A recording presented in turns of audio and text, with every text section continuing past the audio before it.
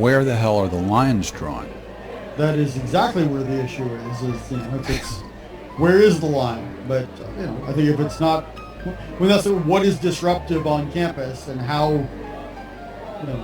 where do you draw that line when off-campus conduct somehow disrupts something on campus? It's an interesting issue. Yeah, well, I think that if it's off campus, and by the way they were using the phrase off campus and on campus, it was kind of shorthand. On campus means anything that is school supervised. It doesn't have to be geographically on campus, like it's an extracurricular activity or you're on the school bus or something like that. Sure, that makes sense. Yeah, I buy that too. But the question is, what about when it's not a school activity and something is said that somehow upsets people at school? I think that should never be regulated. Yeah, it's really not the school's business, but there's we can probably conceive of some situation. I mean, the classic, meet me at the flagpole at 3:00 so I can beat the shit out of you. I mean, technically they're going to go do it off campus, but the school might have some say over that situation. Yeah, well, they first of all, in your example, I think the plan was made on. Speech is on campus. Yeah. And then, but if I send a text message, on a Saturday, I send a text message to some guy and say, after school on Monday, meet me at the flagpole so I can beat the shit out of you. I mean, the school might have some. Well, I think that falls into one of the categories of the exception, which is threats, bullies, protecting people from bullies and so forth. And that is not controversial. I think that the only question is, apart from threats and bullying, if it's just something upsetting, Now, in this case, the cheerleader, whose name is Brandy Levy, didn't make it on the varsity cheerleading squad. Totally. Right, and she posted, fuck the school, fuck the team, fuck the world, fuck off. Right. And they suspended her for a full year because of that. Yeah, which is a clear overreaction anyway. Yeah. Well, even if they can regulate it at all, I think that's an overreaction. Well, let's take a look at a local news report. In 2017, Brandy Levy posted to Snapchat from the Cocoa Hut in Mahanoy City, frustrated having not made the Mahanoy area high school varsity cheer team. The picture, with caption, F school, F softball, F cheer, F everything, was brought to the coach's attention. Levy was suspended from the JV squad. When we ran into her today outside the same convenience store, she said that decision devastated her. I was really upset. I cried the whole time.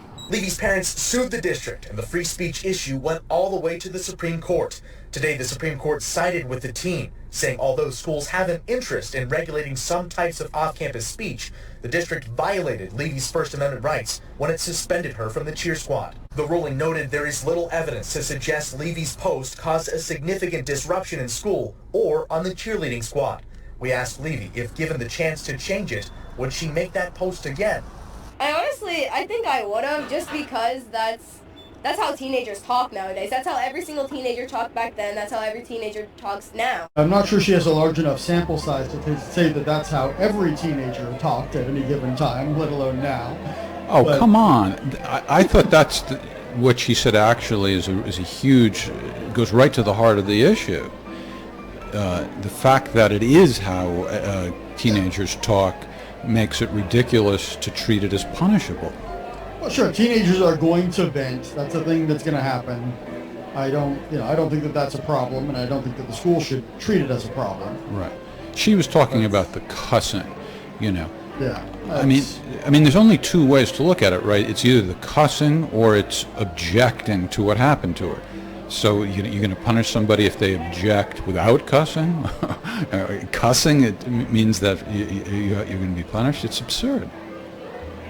Yeah, well, I also don't think that this situation and what she said in her post would have a reasonable likelihood of actually causing a disruption on campus. Right. She wasn't threatening anybody. She wasn't proposing some sort of a protest. She was venting about something that happened in her school life, and so what? Yeah. If she said, let's all storm the administration to, get justice, then, okay, maybe the school should be concerned about that.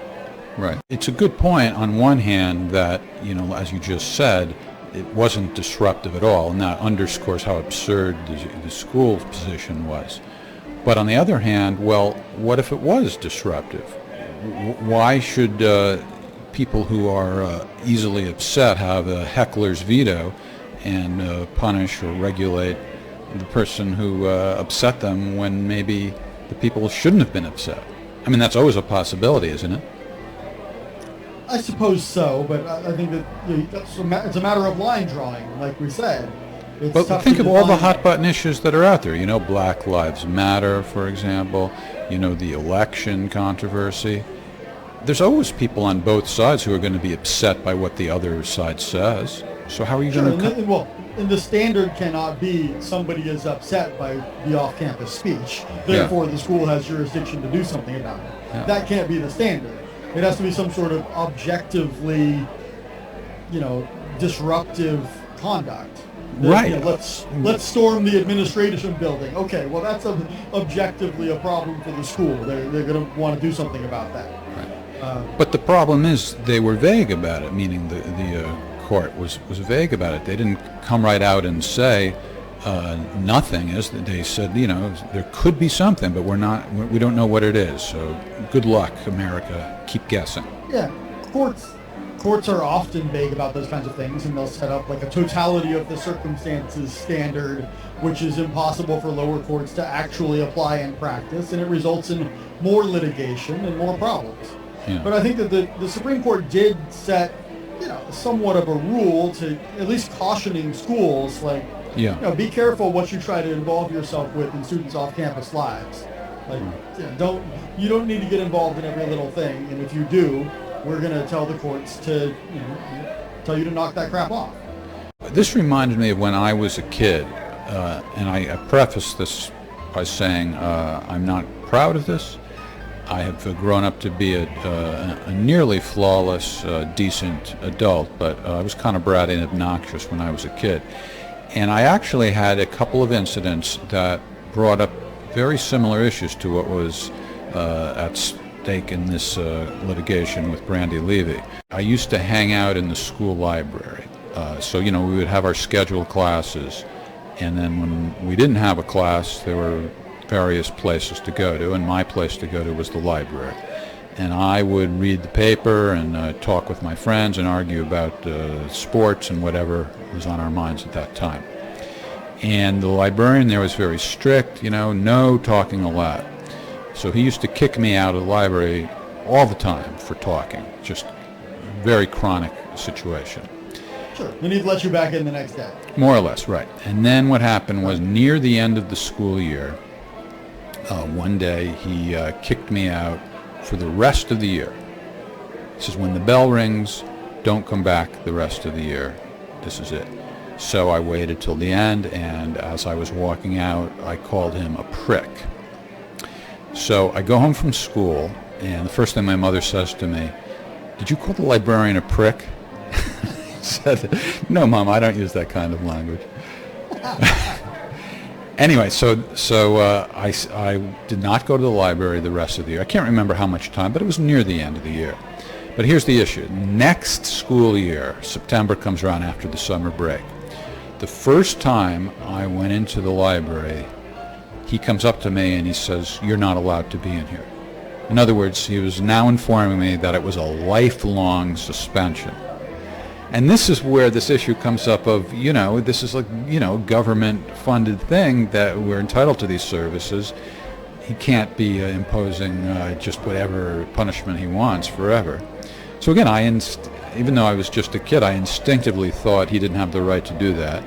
And I went charging down to the principal's office, demanding that they get rid of this librarian. And I'll never forget, the principal looked at me and he said, "It would be a lot easier to get rid of you."